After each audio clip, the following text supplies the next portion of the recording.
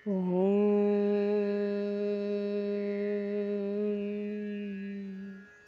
नमस्कार दोस्तों, आज हम रुद्र संहिता के प्रथम सृष्टि खंड को पढ़ेंगे और उसके बारे में जानेंगे। ये शिव महापुराण के संक्षिप्त पुस्तक में से ली गई है। रुद्र संहिता प्रथम सृष्टि खंड। ऋषियों के प्रश्न के उत्तर में नारद ब्रह्मा संवाद की अवतारणा करते हुए सूत जी का उन्हें नारद मुह का प्रसंग सुनाना। काम विजय के गर्व से युक्त हुए नारद का शिव, ब्रह्मा तथा विष्णु के पास जाकर अपने तप का प्रभाव बताना। विश्वेभव स्थितिलयादिषु हेतुमेकम् गौरीपति विदितत्वमनन्तकीर्तिनं मायाशयं विगतमायमचिन्त्य रूपं बोधस्वरूपं मलयं हि शिवं नमामि। जो विश्व की उत्पत्ति, स्थिति और लय आदि के एकमात्र कारण हैं, गौरी गिरिराज कुमारी उमा के पति हैं, तत्वज्ञ हैं, जिनकी कीर्ति का कहीं अंत नहीं है, जो माया के आश्रय होकर भी उससे अत्यंत दूर हैं तथा जिनका स्वरूप आचित्य है, उन विमल बोध स्वरूप भगवान शिव को मैं नमस्कार करती हूँ। ओम नमः शिवाय। वंदे शिवं त्वं प्रकृतेरनादिं प्रशान्तमेकं पुरुषोत्तमं स्वमायया कृतस्नविदयं सृष्ट्यां वा नभो वदन्त बहिराणि स्थितोऽयम्। मैं स्वभाव से ही उन अनादि शांत स्वरूप एकमात्र पुरुषोत्तम शिव की वंदना करती हूँ, जो अपने माया से इस संपूर्ण विश्व की सृष्टि करके आकाश की भांति इसके भीतर और बाहर भी स्थित है। ओम नमः शिवाय। वंदेन्तस्य निजगुणरूपं शिवं स्वतस्त्रष्टुमिदं विचष्टें जगन्ति नित्यं परितो भ्रमन्ति यत्सन्निधौ चुम्बकलोहन्तं। जैसे लोहा चुंबक से आकृष्ट होकर उसके पास ही लटका रहता है, उसी प्रकार ये सारे जगत सदा सब ओर जिसके आसपास ही भ्रमण करते हैं, जिन्होंने अपने से ही इस प्रपंच को रचने की विधि बताई थी, जो सबके भीतर अंतर्यामी रूप से विराजमान है तथा जिनका अपना स्वरूप अत्यंत गुण है, उन भगवान शिव की मैं सादर वंदना करती हूँ। बोलो भक्तों, ओम नमः शिवाय। व्यास जी कहते हैं, जगत के पिता भगवान शिव, जगन माता कल्याणमयी पार्वती तथा उनके पुत्र गणेश जी को नमस्कार करके हम इस पुराण का वर्णन करते हैं। एक समय की बात है, नैमिषारण्य में निवास करने वाले शौनक आदि सभी मुनियों ने उत्तम भक्तिभाव के साथ सूत जी से पूछा। ऋषि बोले, महाभाग सूत जी, विश्वेश्वर संहिता की जो साध्य साधन खंड नाम वाली शुभ एवं उत्तम कथा है, उसे हम लोगों से सुन लिया।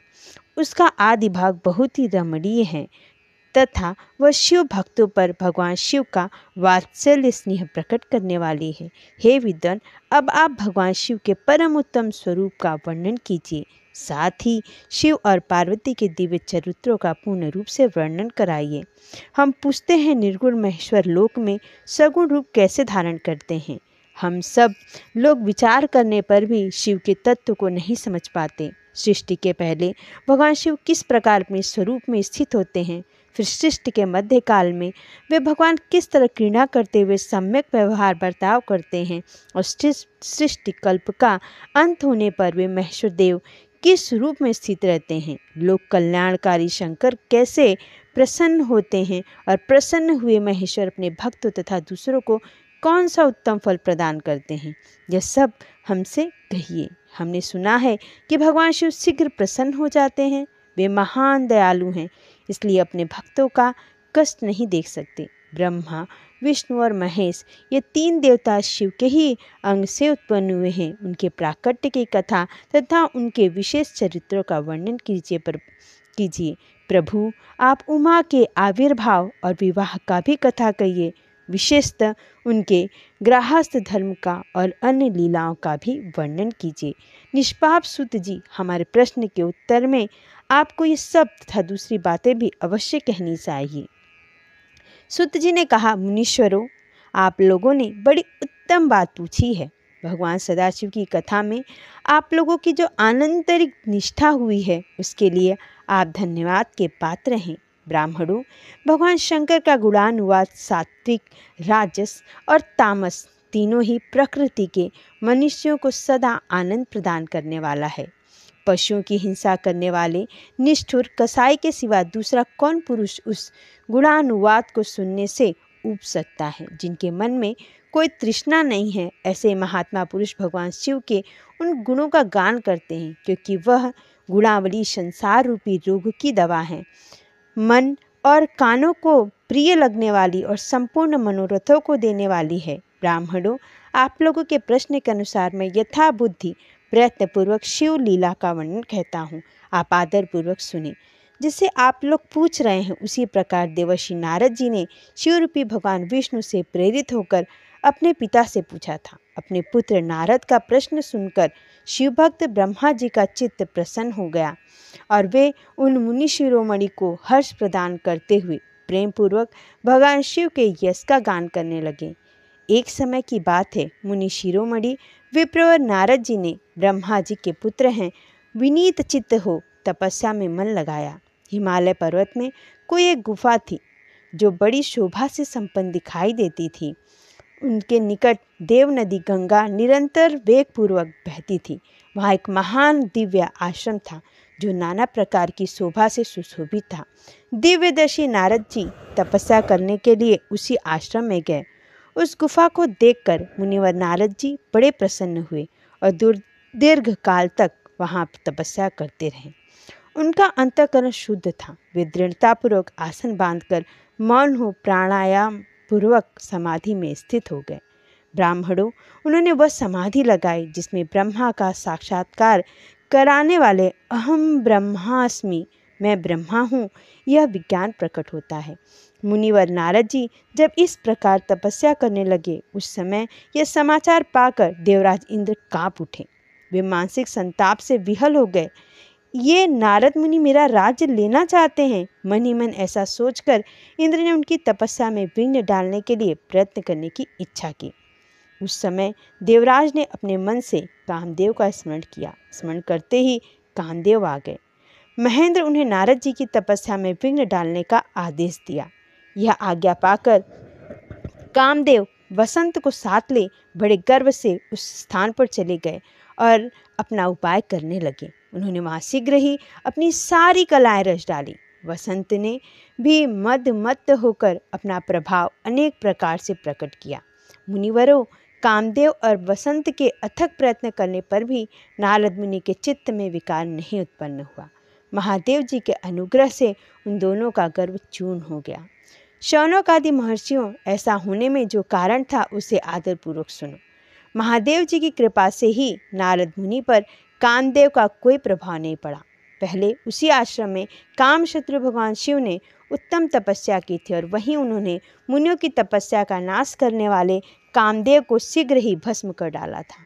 उसी समय रति ने कामदेव को पुनः जीवित करने के लिए देवताओं से प्रार्थना की। तब देवताओं ने समस्त लोकों का कल्याण करने वाले भगवान शंकर से याचना की।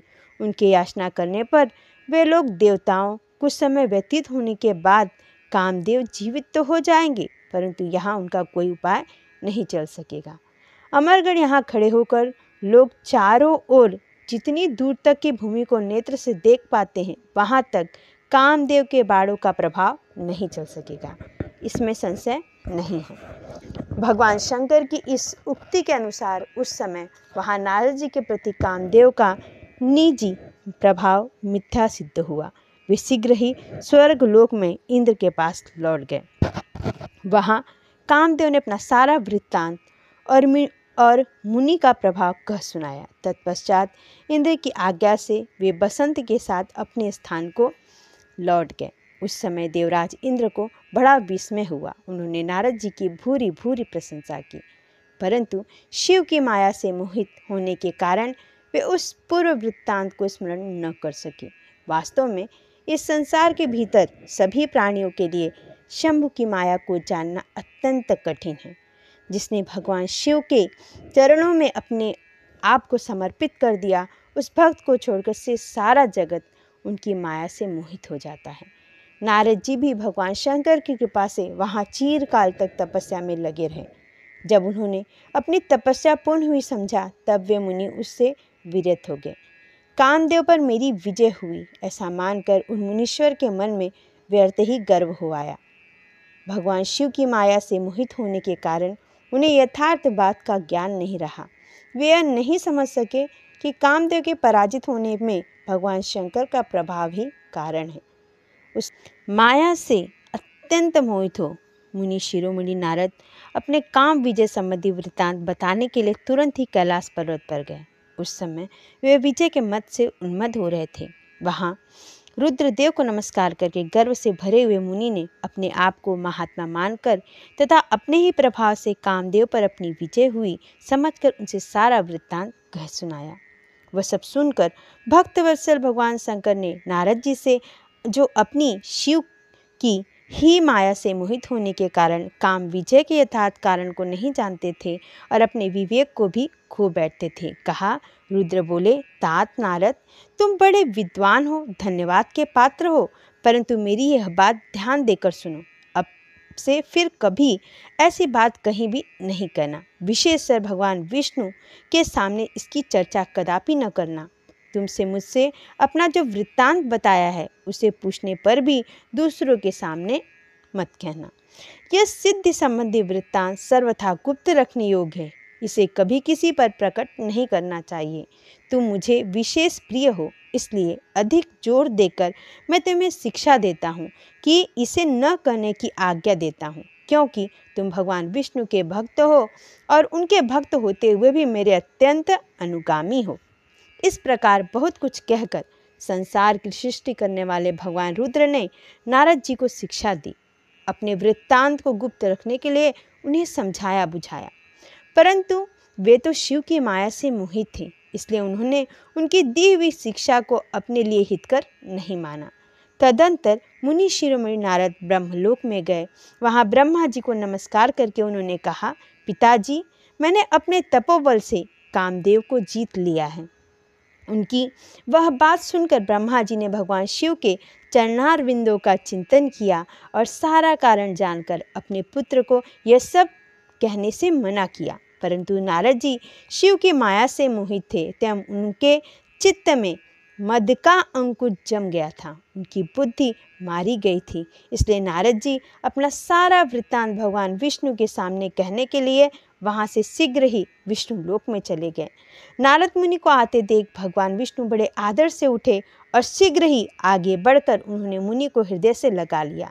मुनि के आगमन का क्या हेतु है, इसका उन्हें पहले से ही पता था। नारद जी को अपने आसपास बिठाकर भगवान शिव के चरणार बिंदों का चिंतन करके श्री हरि ने उनसे पूछा। भगवान विष्णु बोले, तात, कहाँ से आते हो? यहाँ किसके लिए तुम्हारा आगमन हुआ है? मुनि श्रेष्ठ, तुम धन्य हो। तुम्हारे शुभागम से मैं बहुत पवित्र हो गया हूँ, मैं बहुत प्रसन्न हो गया हूँ। भगवान विष्णु का वचन सुनकर गर्व से भरे हुए नारद मुनि ने मद से मोहित होकर अपना सारा वृत्तांत बड़े अभिमान के साथ कह सुनाया। नारद मुनि का वह अहंकार युक्त वचन सुनकर मन ही मन भगवान विष्णु ने उनकी काम विजय के यथार्थ कारणों को पूर्ण रूप से जान लिया। तत्पश्चात विष्णु जी बोले, मुनि श्रेष्ठ, तुम धन्य हो, तपस्या के तो भंडार ही हो। तुम्हारा हृदय भी बड़ा उदार है। मुने, जिसके भीतर भक्ति, ज्ञान और वैराग्य नहीं होते, उसी के मन में समस्त दुखों को देने वाला काम, मोह आदि विकार शीघ्र उत्पन्न होते हैं। तुम तो नैष्ठिक ब्रह्मचारी हो और सदा ज्ञान वैराग्य से युक्त रहते हो, फिर तुम में काम विकार कैसे आ सकता है? तुम तो जन्म से ही निर्विकार तथा शुद्ध बुद्धि वाले हो। श्रीहरि की कही हुई ऐसी बहुत सी बातें सुनकर मुनि शिरोमणि नारद जोर जोर से हंसने लगे और मन ही मन भगवान को प्रणाम करके इस प्रकार बोले। नारद जी ने कहा, स्वामिन, जब मुझ पर आपकी कृपा है तब बेचारा कामदेव अपना क्या प्रभाव दिखा सकता। ऐसा कहकर भगवान के चरणों में मस्तक झुकाकर इच्छानुसार विचरने वाले नारद मुनि वहां से चले गए। यहाँ पहला और दूसरा अध्याय पूर्ण हुआ। ओम नमः शिवाय। माया निर्मित नगर में शीलानिधि की कन्या पर मोहित हुए नारद जी का भगवान विष्णु से उनका रूप मांगना, भगवान का अपने रूप के साथ उन्हें वानर का सा मुंह देना, कन्या का भगवान को वरण करना और कुपित हुए नारद का शिव गणों को शाप देना। सुत जी कहते हैं, महर्षियों, जब नारद मुनि इच्छानुसार वहां से चले गए तब भगवान शिव की इच्छा से माया विशारद श्री हरि ने तत्काल अपनी माया प्रकट की। उन्होंने मुनि के मार्ग में एक विशाल नगर की रचना की जिसका विस्तार 100 योजन था। वह अद्भुत नगर बड़ा ही मनोहर था। भगवान ने उसे अपने वैकुंठ लोक से ही अधिक रमणीय बनाया था। नाना प्रकार की वस्तुएं उस नगर की शोभा बढ़ाती थी। वहाँ स्त्रियों और पुरुषों के लिए बहुत से विहल स्थल थे। वहाँ श्रेष्ठ नगर चारों वर्णों के लोगों से भरा था। वहाँ शीलनिधि नामक ऐश्वर्यशाली राजा राज्य करते थे। वे अपनी पुत्री का स्वयंवर करने के लिए उद्यत थे, अतः उन्होंने महान उत्सव का आयोजन किया था। उनकी कन्या का वरण करने के लिए उत्सुक चारों दिशाओं से बहुत से राजकुमार पधारे थे, जो नाना प्रकार की वेशभूषा तथा सुंदर शोभा से प्रकाशित हो रहे थे। उन राजकुमारों से वह नगर भरा पूरा दिखाई देता था। ऐसे सुंदर राजनगर को देख नारद जी मोहित हो गए। वे राजा शीलनिधि के द्वार पर गए। मुनि शिरोमणि नारद को आया देख महाराज शीलनिधि ने श्रेष्ठ रत्नमय सिंहासन पर बिठाकर उनका पूजन किया। तत्पश्चात अपनी सुंदरी कन्या को, जिसका नाम श्रीमती था, बुलवाया और उसे नारद जी के चरणों में प्रणाम करवाया। उस कन्या को देखकर नारद मुनि चकित हो गए और बोले, राजन, यह देव कन्या के समान सुंदरी महाभागा कन्या कौन है? उनकी यह बात सुनकर राजा ने हाथ जोड़कर कहा, मुने, यह मेरी पुत्री है। इसका नाम श्रीमती है। अब इसके विवाह का समय आ गया है। यह अपने लिए सुंदर वर चुनने के निमित्त स्वयंवर में जाने वाली है। इसमें सब प्रकार के शुभ लक्षण लक्षित होते हैं। महर्षि, आप इसका भाग्य बताइए।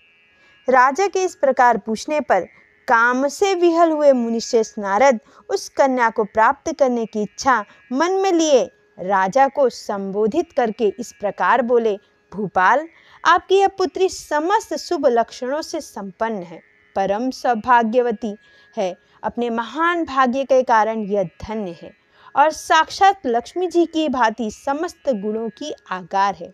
इसका भावी पति निश्चय ही भगवान शंकर के समान वैभवशाली, सर्वेश्वर, किसी से न पराजित होने वाला, वीर, काम विजय तथा संपूर्ण देवताओं में श्रेष्ठ होगा। ऐसा कहकर राजा से विदा ले इच्छा अनुसार विचरने वाले नारद मुनि वहां से चले गए। वे काम के वशीभूत हो गए थे। शिव की माया ने उन्हें विशेष मोह में डाल दिया था। वे मुनि मन ही मन सोचने लगे कि मैं इस राजकुमारी को कैसे प्राप्त करूं। स्वयंवर में आए हुए नरेशों में से सबको छोड़कर यह एकमात्र मेरा ही वरण करे, यह कैसे संभव हो सकता है? समस्त नारियों को सौंदर्य सर्वथा प्रिय होता है। सौंदर्य को देखकर ही वह प्रसन्नता पूर्वक मेरे अधीन हो सकती है, इसमें संशय नहीं है। ऐसा विचार कर काम से विहल हुए मुनिवर नारद भगवान विष्णु का रूप धारण करने के लिए तत्काल उनके लोक में जा पहुँचे। वहाँ भगवान विष्णु को प्रणाम करके वह इस प्रकार बोले, भगवान, मैं एकांत में आपसे अपना सारा वृत्तांत कहूँगा।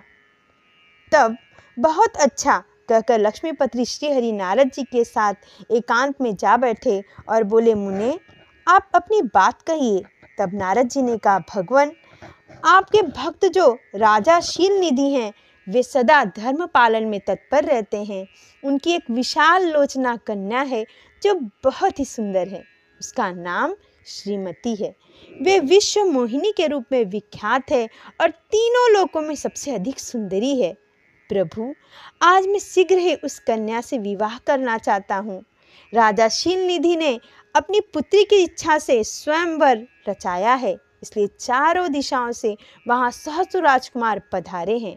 नाथ, मैं आपका प्रिय सेवक हूँ, अतः आप मुझे अपना स्वरूप दे दीजिए, जिससे राजकुमारी श्रीमती निश्चय ही मुझे वर ले। सुत जी कहते हैं, महर्षियों, नारद मुनि की ऐसी बात सुनकर भगवान मधुसूदन हंस पड़े और भगवान शंकर के प्रभाव का अनुभव करके उन दयालु प्रभु ने उन्हें इस प्रकार उत्तर दिया। भगवान विष्णु बोले, मुने, तुम अपने अभिष्ट स्थान को जाओ, मैं उसी तरह तुम्हारा हित साधन करूंगा, जैसे श्रेष्ठ वैद्य अत्यंत पीड़ित हो रोगी का करता है, क्योंकि तुम मुझे विशेष प्रिय हो। ऐसा कहकर भगवान विष्णु ने नारद मुनि को मुक्त वानर का दे दिया और शेष अंगों में अपने जैसा स्वरूप देकर वे वहां से अंतर्ध्यान हो गए। भगवान की पूर्वोक्त बात सुनकर उनका मनोहर रूप प्राप्त हो गया, समझकर नारद मुनि को बड़ा हर्ष हुआ और वे अपने को कृत्य मानने लगे।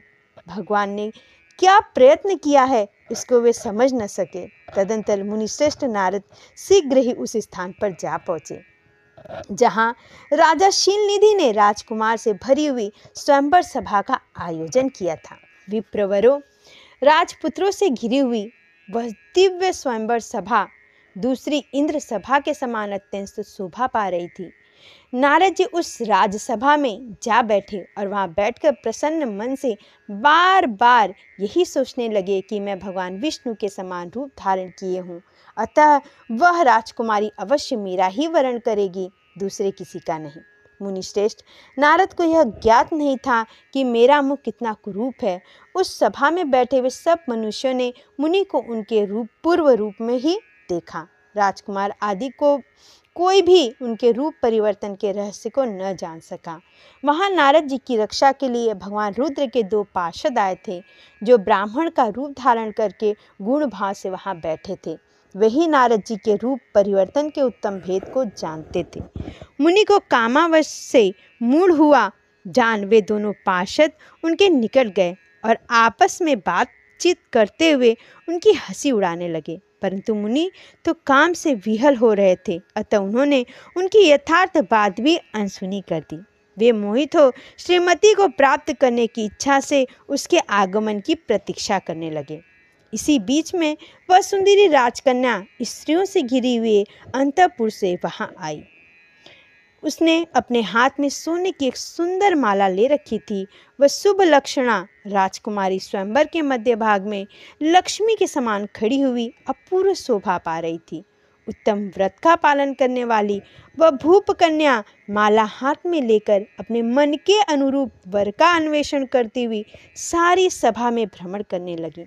नारद मुनि का भगवान विष्णु के समान शरीर और वानर जैसा मुंह देखकर वह कुपित हो गई और उनकी ओर से दृष्टि हटाकर प्रसन्न मन से दूसरी ओर चली गई। स्वयंवर सभा में अपने मनोवांछित वर को न देखकर वह भयभीत हो गई। राजकुमारी उस सभा के भीतर चुपचाप खड़ी रह गई। उसने किसी के गले में जयमाला नहीं डाली। इतने में ही राजा के समान वेशभूषा धारण किए भगवान विष्णु वहां आ पहुंचे। किन्हीं दूसरे लोगों ने उनको वहां नहीं देखा, केवल उस कन्या की ही दृष्टि उन पर पड़ी। भगवान को देखते ही उस परम सुंदरी राजकुमारी का मुख प्रसन्नता से खिल उठा।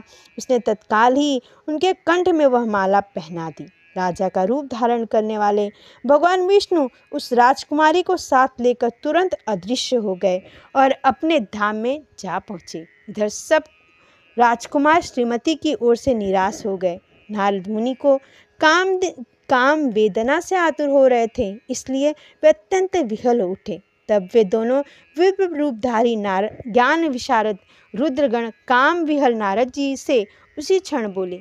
रुद्रगणों ने कहा, हे नारद, हे मुने, तुम व्यर्थ ही काम से मोहित हो रहे हो और सौंदर्य के बल से राजकुमारी को पाना चाहते हो। अपना वानर समान घृणित मुंह तो देख लो। सुत जी कहते हैं, महर्षियों, उन रुद्रगणों का यह वचन सुनकर नारद जी को बड़ा विस्मय हुआ। वे शिव की माया से मोहित थे।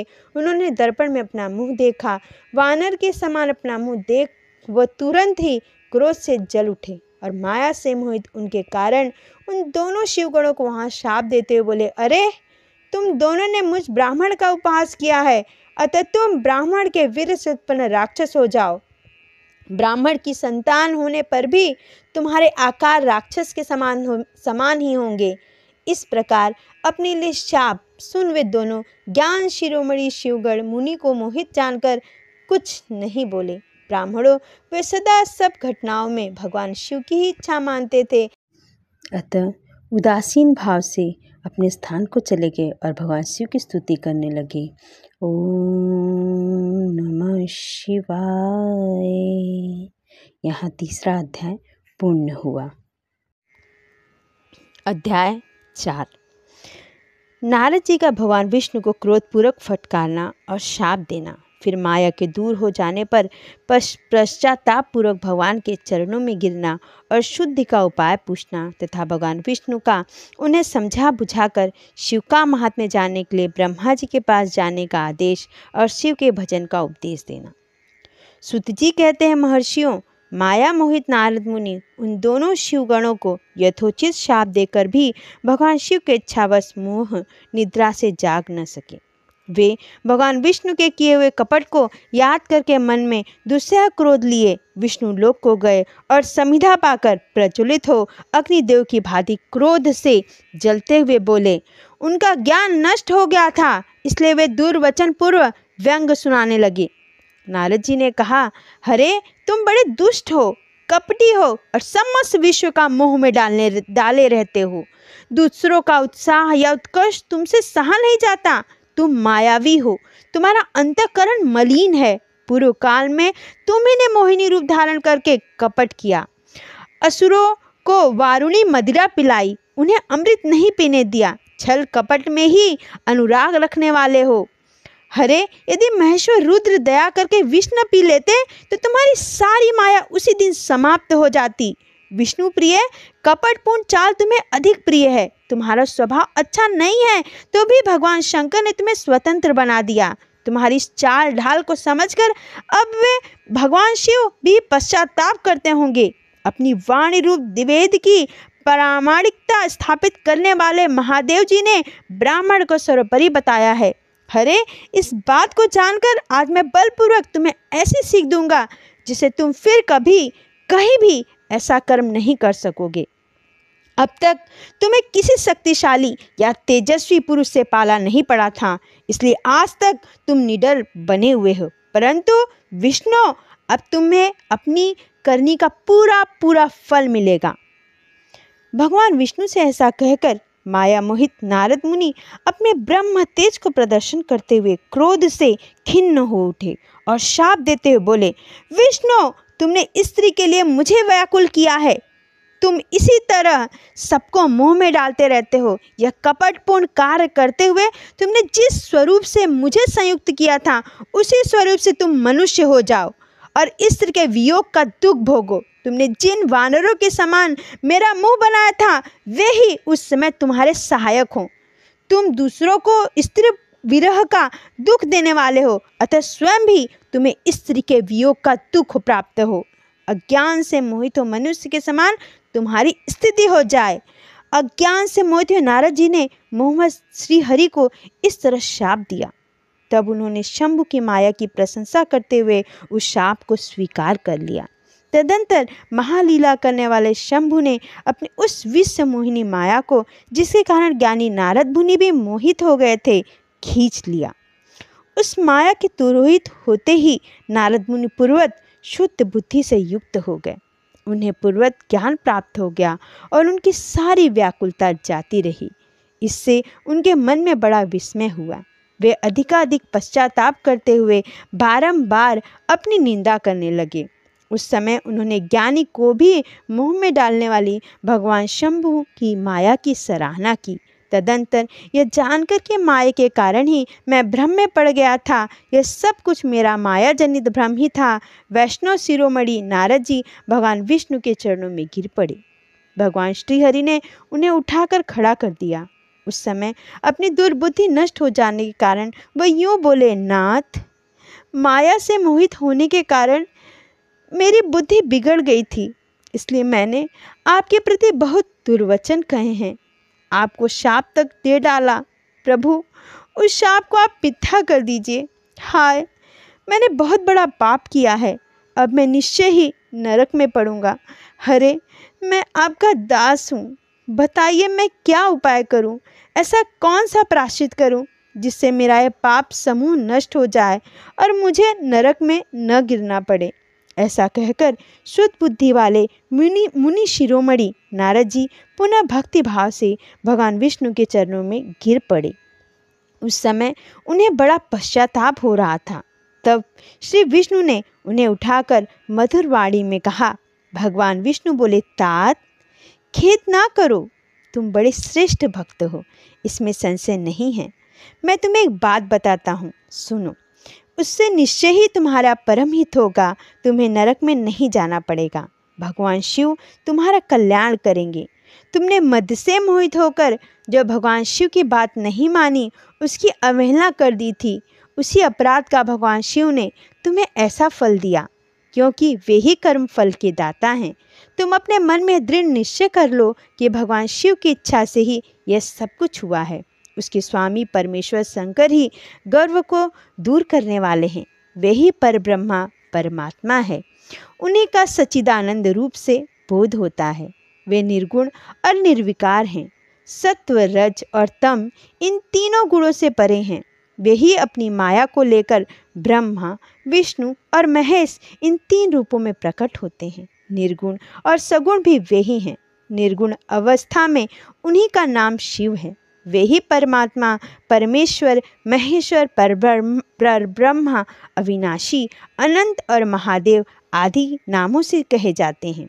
उन्हीं की सेवा से ब्रह्मा जी जगत के सृष्टा हुए और मैं तीनों लोकों का पालन करता हूँ। वे स्वयं ही रुद्र रूप से सदा सबका संहार करते हैं। वे शिव स्वरूप से सबके साक्षी हैं। माया से भिन्न और निर्गुण हैं। स्वतंत्र होने के कारण वे अपनी इच्छा के अनुसार चलते हैं। उनका विहार, आचार, व्यवहार उत्तम है और वे भक्तों पर दया करने वाले हैं। नारद मुने, मैं तुम्हें एक सुंदर उपाय बताता हूँ जो सुखद, समस्त पापों का नाशक और सदा भोग और मोक्ष प्रदान करने वाला है। तुम उसे सुनो। अपने सारे संशयों को त्याग कर तुम भगवान शंकर के सुयश का गान करो और सदा अनन्य भाव से शिव के सतनाम स्रोत का पाठ करो। मुने, तुम निरंतर उन्हीं की उपासना और उन्हीं का भजन करो। उन्हीं के यश को सुनाओ और गाओ तथा प्रतिदिन उन्हीं की पूजा अर्चना करते रहो।